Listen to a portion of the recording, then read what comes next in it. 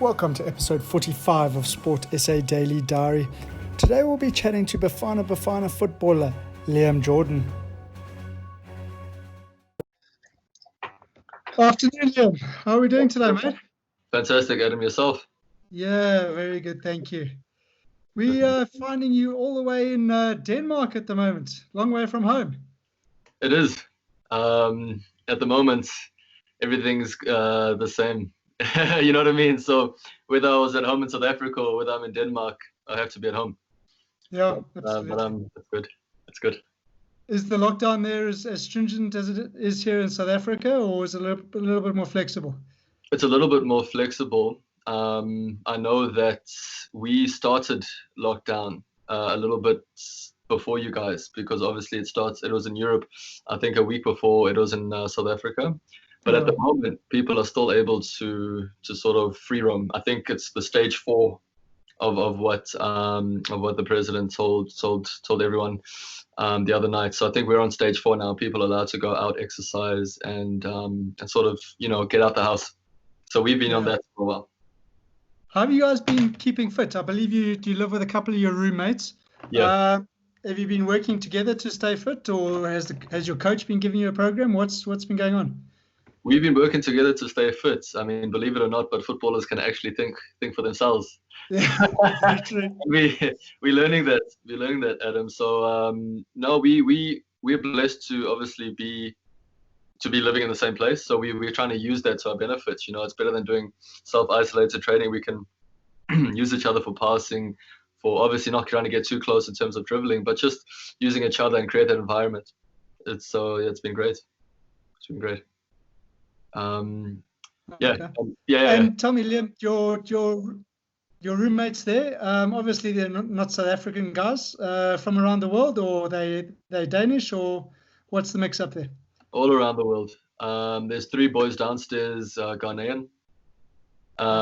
There's a Portuguese goalkeeper, and there's a boy who's Nigerian ethnicity, but he's been living in London for the last for his whole life.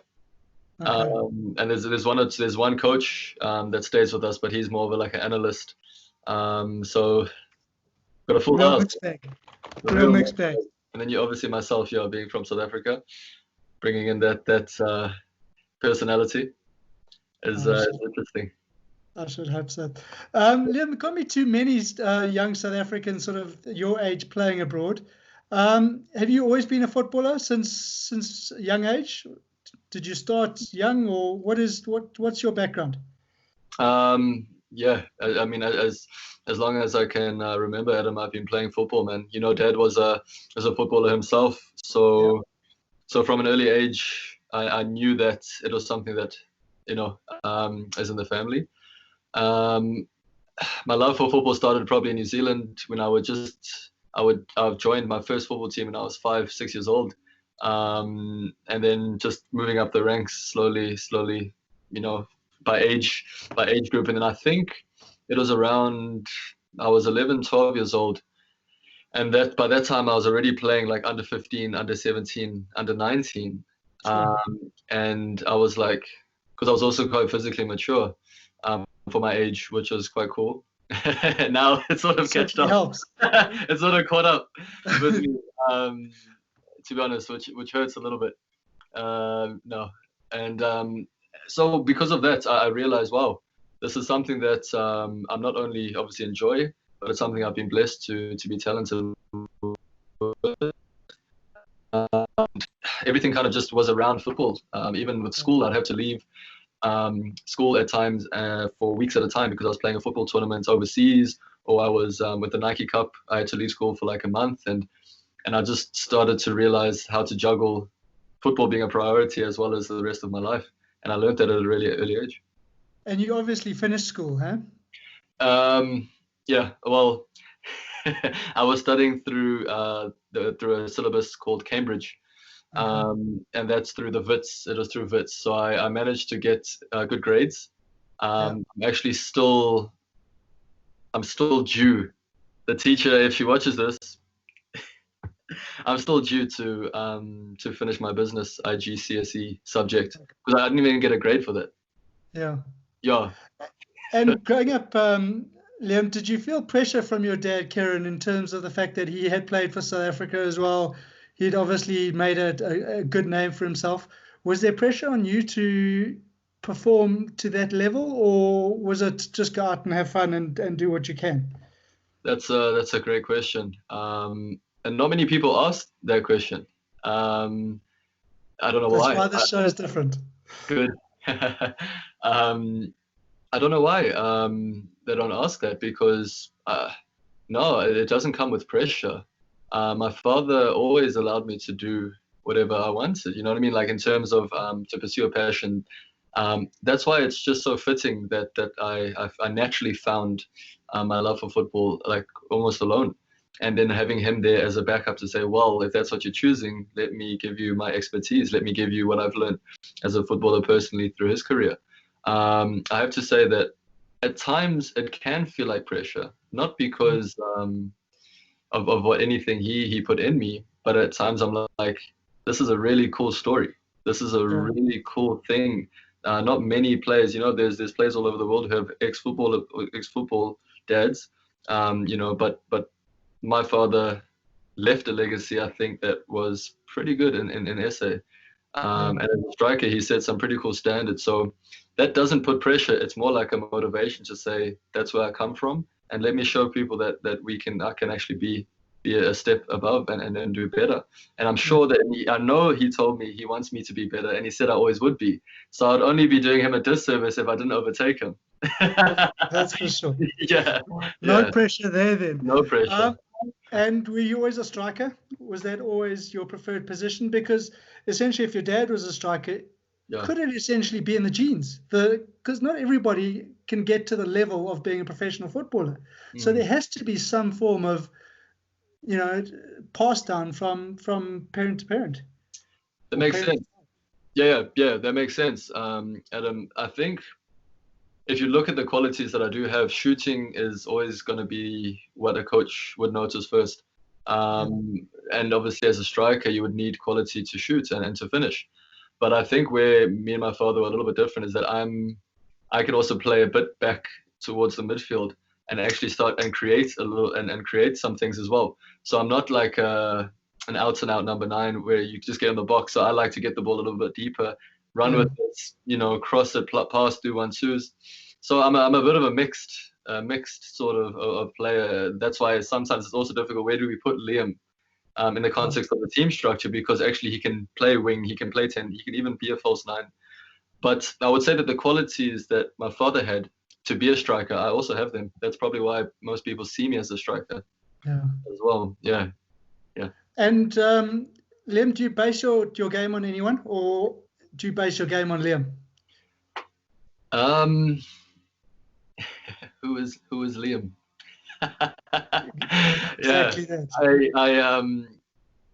I learn a lot from what I watch, Adam. I remember I watched, and I'm quite open about this. I loved watching Ronaldo at United.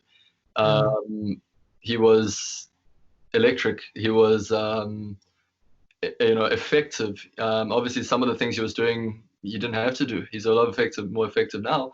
But he was just so direct in terms of his movement, and you could see that every time he did something, it was he wanted to score goal. He wanted to score goal. So I like that. I would say that I'm also trying to make my game a bit more direct. Okay, what is Liam actually? Is he a goal scorer? Is he a pass maker? But I used to like watching Ronaldo when I was younger. Ronaldinho, all the players that were creative, that were, you know what I mean? You don't really watch there's simple players, but the ones who, as a kid, who stand out are the ones that are who test the limits. I think he was a limit tester. He did a lot of things in the Premier League that not many people were did. You know what I mean? If you're honest, so that really I really admired that, and I wanted to be that kind of player. Yeah. I think he still pushes the limits in terms of what he does and what he delivers, and essentially, to me, he could go on for another 5-6 years, probably into his late 30s, early 40s, with the shape that he's in. I don't doubt that. No. Yeah. Then your sort of career kicked off at University of Pretoria. You made your debut in the Nedbank Cup. Then you moved off onto Bidvest Wits. You didn't spend too much time there before you moved to Denmark, At or Wits, to Sporting first, should I say? yes. Yeah, I came back to South Africa in 2014. That was to pursue football at Wits. Um, I was suggested a few clubs. I remember I went and trained with Ajax Cape Town. I went and trained with Tuks. That didn't work out. I was advised at the time to join Wits as they were also a team that gave an opportunity to a mixed number of players. And at that time, what was important for me coming from an environment such as New Zealand was not to be put into a system where they were purely looking for South African talent, because I actually had a different style coming from New Zealand, if I'm honest. And I was a little bit behind the sharpness and the quickness and the technical kind of difference South African players have coming from New Zealand. But then I picked that up really quickly. So what Wits and Gavin saw in me at an early age was my technique. He always praised me for how I could kick the ball, how I could shoot, because I did that a lot with myself. And then the rest in South Africa, I learned at Wits, and then I was there for 2 years until 2016. Was now that sharpness, that kind of one touch creative, doing things a bit different. So I spent 2 years there. Then I went to Sporting in 2016 as I was 18 at this time. So obviously now I was allowed to move to Europe without a European passport, and that was the whole goal. I mean, I moved back to South Africa to play at a higher level than New Zealand in order for me to get to Europe, and that happened, which I'm very thankful for, very blessed by.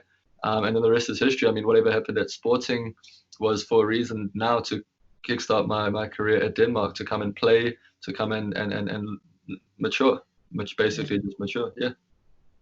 And Liam, if you look at the sort of conveyor belt of players that come from Sporting, I mean, it's endless. Your Ronaldo, your Nennies, it just doesn't stop. Yeah. Was that a real learning curve for you, spending time with them? 100%. I mean, I would have loved to have spent time with them. You know what I mean? But like the being around the environment which these players were created by, it was definitely an eye opener. It was so amazing to walk in the same vicinity as one of your idols growing up, and to be there was like, whoa, okay, this is really cool. But as a football player, when you also think to yourself, well, I'm here now, which means I'm good enough to be. So let me see how I can put my stamp or put my foot into this club and make a statement.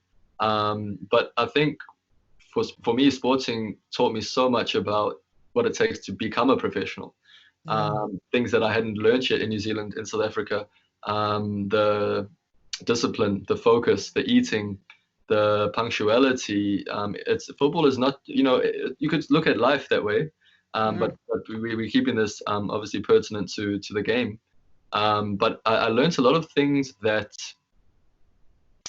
because of the system they have, like whatever they teach their players, like it just flows. They have a system, it flows. You kind of hop in and you kind of pick up the things they know. And obviously, because they create great players, what I've learned and picked up from there has really helped me now in Denmark as well. A lot of them were life skills actually, which is fantastic. Which is what I need. They told me themselves that you're a talented player. You've got this and this and this. They improved some areas that I needed improving on, and I'm still growing today. But like it was just a fantastic stepping stone to show me what level actually is quite high.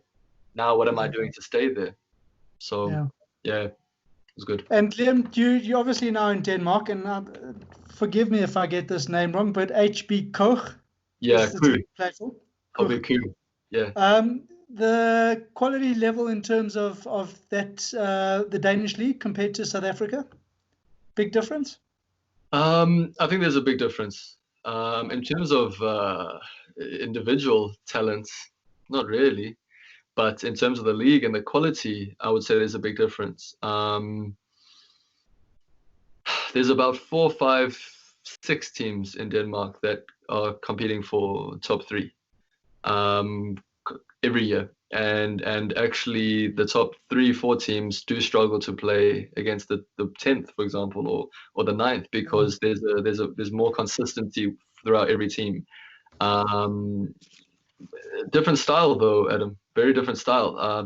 You could say an old school way of playing. Some teams in Denmark still play to number 9, layoff, and then deep runners, wingers.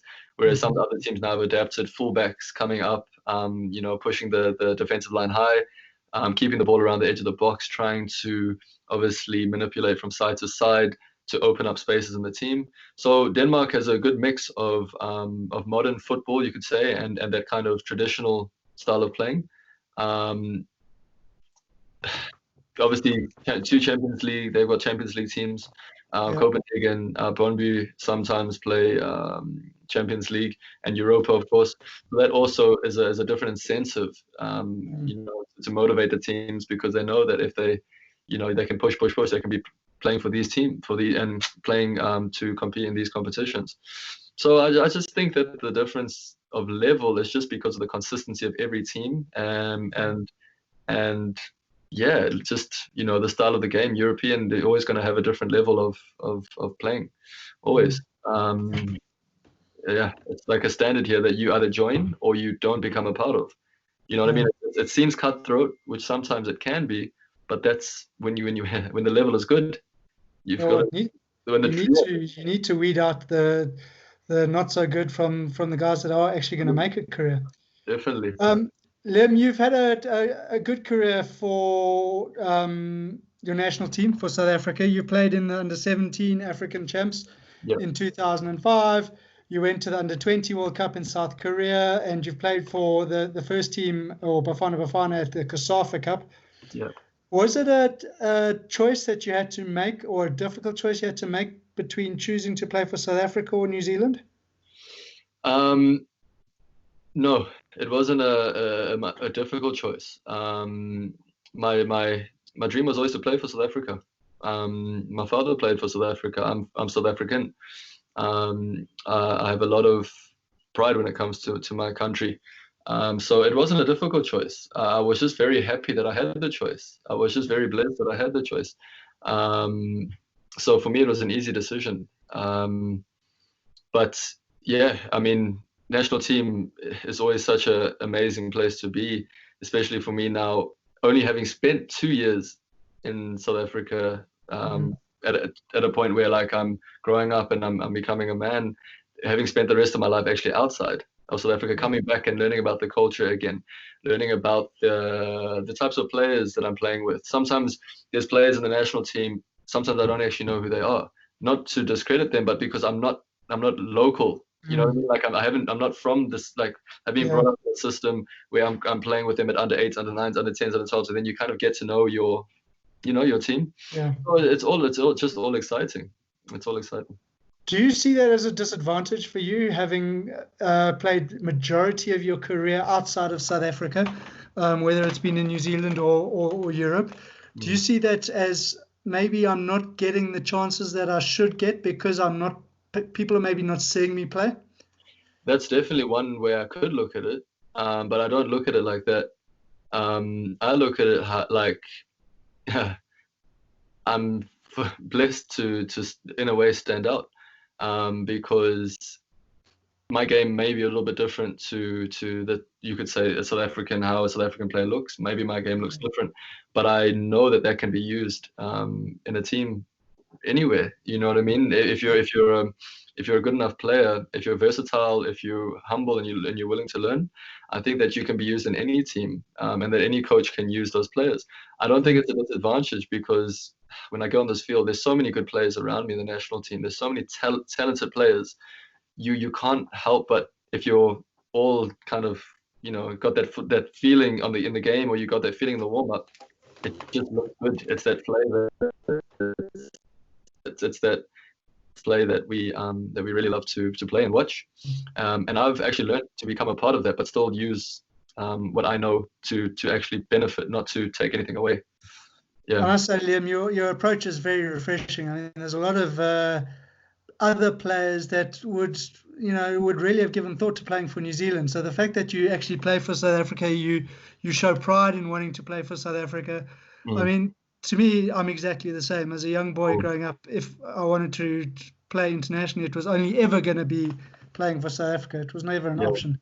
So, I mean, I must take my hat off to you. Your approach is very refreshing. Liam, you are number 15 for South Africa. Do you wear the same number playing in your club in Denmark?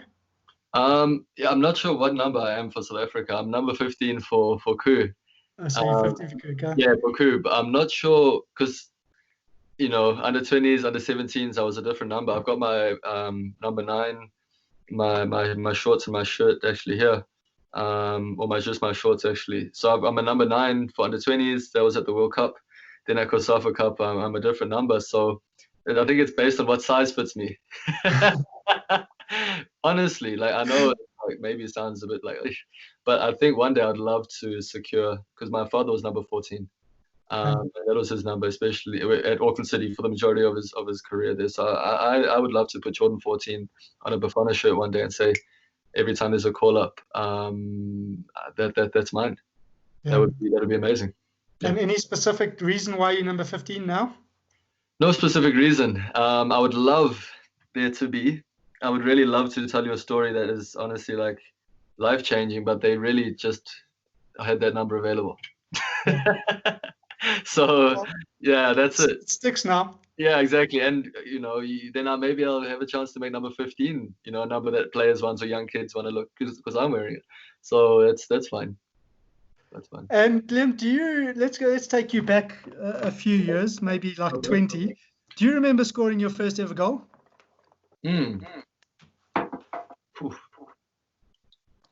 There's been so many.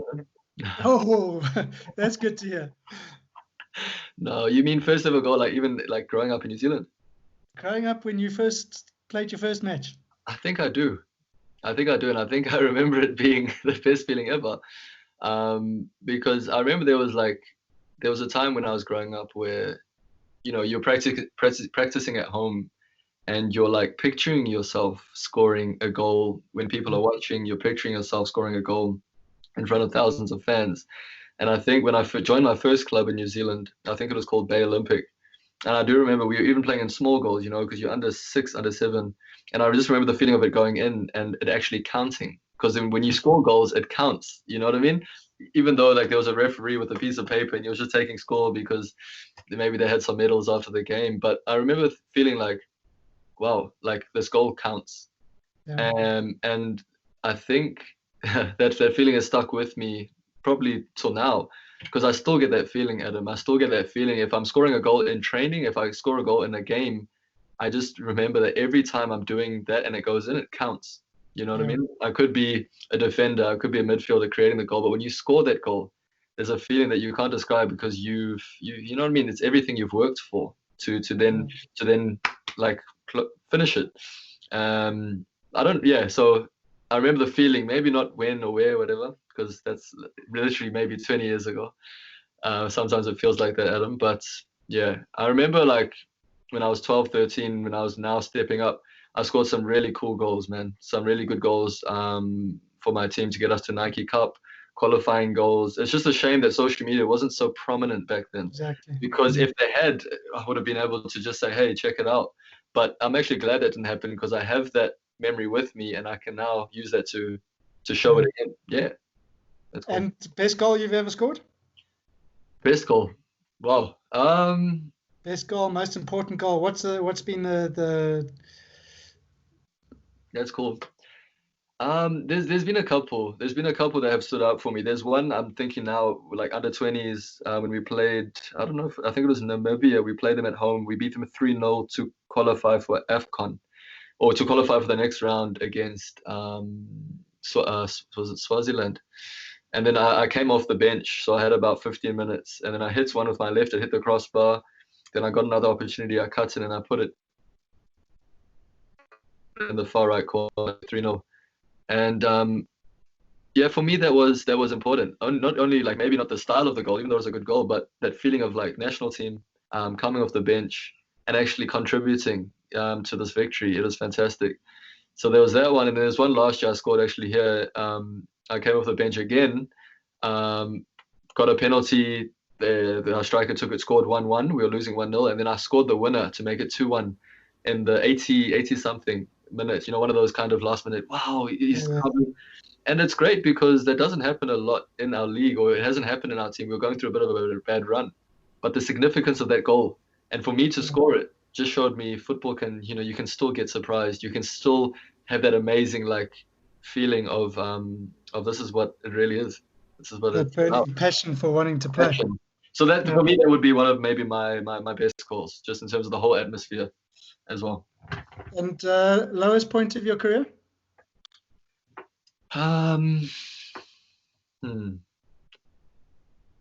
Lowest point.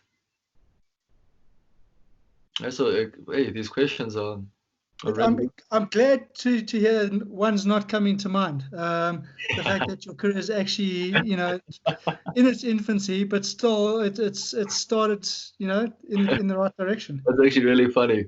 That's really funny because, yeah, for me, it really is about context. I mean, low point. If I was serious, I can't even look at something that was maybe at the time designed to pull me back as a low point, Adam, because when you've learned the lesson and you've actually become stronger from it, and this is honestly speaking, you can't look at it as a low point. I mean, the lowest point I was at was when I was not playing for so when I moved to Wits and I went to Sporting, I didn't play one game for almost a whole season. For a whole season, I never played one game. In terms of a professional game, I didn't make my debut for the club, for the B team. And then the half a season I was on loan after that, I also didn't play a game. So that's a season and a half of not playing. That was a very low point for me. And during the time, if I answered the question, I would probably be saying this and this and this and this. But in hindsight, that strengthened me. In hindsight, I realized it's not all going to be good. It's not always going to be good. It's not always going to be what I wanted it to be. There's going to be some challenges. There's going to be some things that hit you in the face and go, that's not what I wanted it to be. But I overcame that. I ended up in Denmark. The next season I had after that, or the next full season, Adam, because the last season, not the season, the last was the first full season I played my whole career, and I'm 21, and I started professionally at 15. So, and I got 7 goals and 13 assists. You know what I mean? And that's really good stats for this league. Definitely. And I looked at that and I thought, hold on, it wasn't because I wasn't good enough. It was just because I was meant to learn things that if I was playing every week, I would have overlooked. But I wasn't playing every week. You understand? So I wasn't playing every week. And then it taught me to look inside, look like, who's Liam? What's going on? Fantastic. So I'm thankful for the low point.